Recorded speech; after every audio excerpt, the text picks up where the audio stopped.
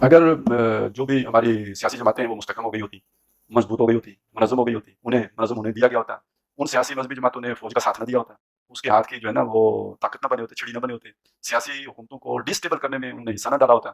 یہ 75 سال کی تاریخ ہے یار، ایک دن کی تو نہیں ہے، 75 سالوں کی تاریخ ہے. اور ان 75 سالوں میں اسٹیبلشمنٹ نے اپنا کھیل کھیلا ہے اور کسی بھی سیاسی گورنمنٹ کو مضبوط نہیں ہونے دیا ہے. اور ہماری مذہبی جماعتیں ترقی پانے کے بجائے زوال کا شکار ہوئی.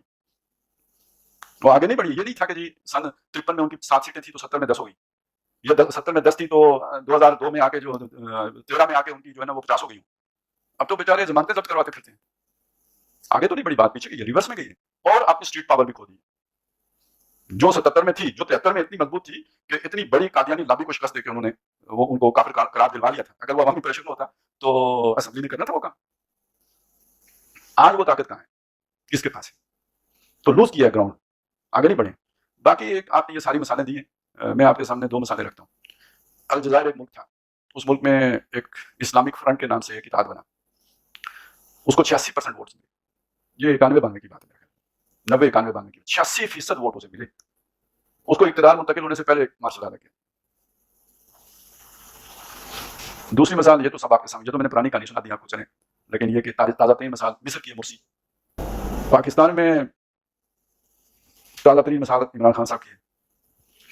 ابھی فارغ ہوئے ہیں تو کہتے ہیں میری حکومت تو کبھی تھی ذمہ داری میری تھی، اختیار کسی اور کا تھا. تو یہاں کے بارے میں تو اصل بات تو وہ جو ہے اقبال نے بہت پہلے کہہ دی تھی. یہ صرف یہاں نہیں ہے، ہر جگہ یہ ہے. اقبال کہتے ہیں اس کھیل میں تعین مراتب ضروری، شاطر کی عنایت سے تو فرضی میں پیادہ، بیچارہ پیادہ تو ہے ایک برا ناچیز، فرضی سے بھی ہے پوشیدہ شاطر کا ارادہ. جو اصل کھلاڑی ہے، یہ جو سیاست کا کھیل اس نے جمایا ہے، یہ اس کی عنایت سے کوئی بادشاہ بنتا ہے، وزیر اعظم بنتا ہے اور کوئی ووٹر بنتا ہے، چاہے وہ کرتا ہے. اور پیادہ جو ووٹر ہے وہ تو ایک مورا ہی ناچیز ہے، اس کو تو جو بیانیہ بنے ٹی وی پہ جو جس طرح کے وہ بنا دیں اس بیانیہ کے مطابق وہ بلے پہ ووٹ ٹھوک دیتا ہے. بیچارہ پیادہ تو ہے ایک مورا ہی ناچیز. وہ جو ماتما ہوتا ہے نا، پتا اس کو بھی نہیں ہوتا کہ جس بوٹ پہ میں چڑھا ہوا ہوں اس کا ارادہ کیا ہے. وہ جب اترتا ہے تو پھر بتاتا ہے کہ ہاں اپنے ہاتھ پہ کچھ بھی نہیں سی اختیار تو کسی اور کا تھا. چڑھتے ہوئے تو اسے نہیں پتا ہوتا. فرضی سے بھی ہے پوشیدہ شاطر کا ارادہ. تو مجھے بتائیں یہاں کوئی جینئن لیڈرشپ اگر جیت بھی جائے، پہلے جیتنے کا امکان کتنا ہے؟ میں فرض کریں جماعت اسلامی کو ہی لے لیں، کتنا امکان ہے جیتنے کا؟ یہاں پہ جب خطرہ پیدا ہو جائے کہ جماعت اسلامی جیت جائے گی نا، تو مذہبی ووٹ ہی سے اس کا مقابلہ کیا جاتا ہے. 1970 واحد الیکشن ہے جس میں ایک جینئن خطرہ پیدا ہوا تھا کہ جماعت اسلامی جیت جائے گی.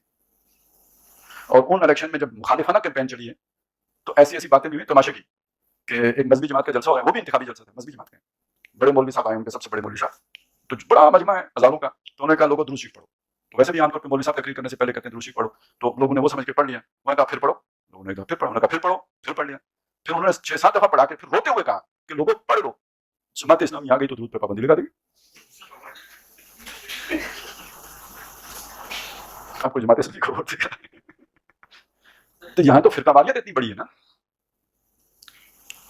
تو اس اعتبار سے بھی اول تو یہ راستہ کھولا نہیں جاتا اس طرح کے لوگوں کے لیے.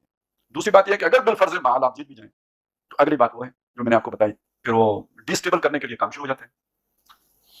تو آپ نے کیا کرنا ہے اس کے بعد؟ آخر سڑکوں پہ آنا ہے نا. آخر سڑکوں پہ فیصلہ وہیں پہ ہونا ہے. جب تک آپ نے اس طاقت کا غرور توڑا نہیں ہے، وہ آپ کو ٹھنڈے پیٹوں جو ہے وہ برداشت کر ہی نہیں سکتے.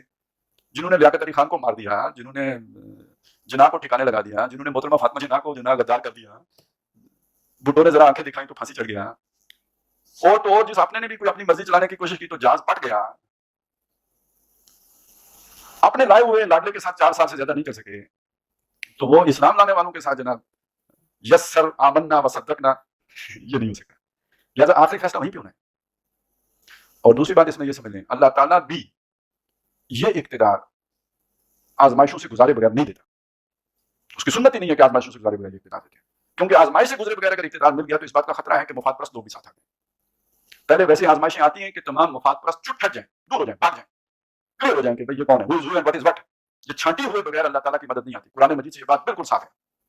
ما کان اللہ لیذر المؤمنین علی ما انتم علیہ. اللہ ایسا ہے ہی نہیں کہ ایمان والوں کو اس حالت پہ رہنے دے جس پر کہ وہ ہیں، حتی یمیز الخبیث من الطیب، جب تک کہ طیب میں سے خبیث کو چھانٹ کے الگ نہ کر دے.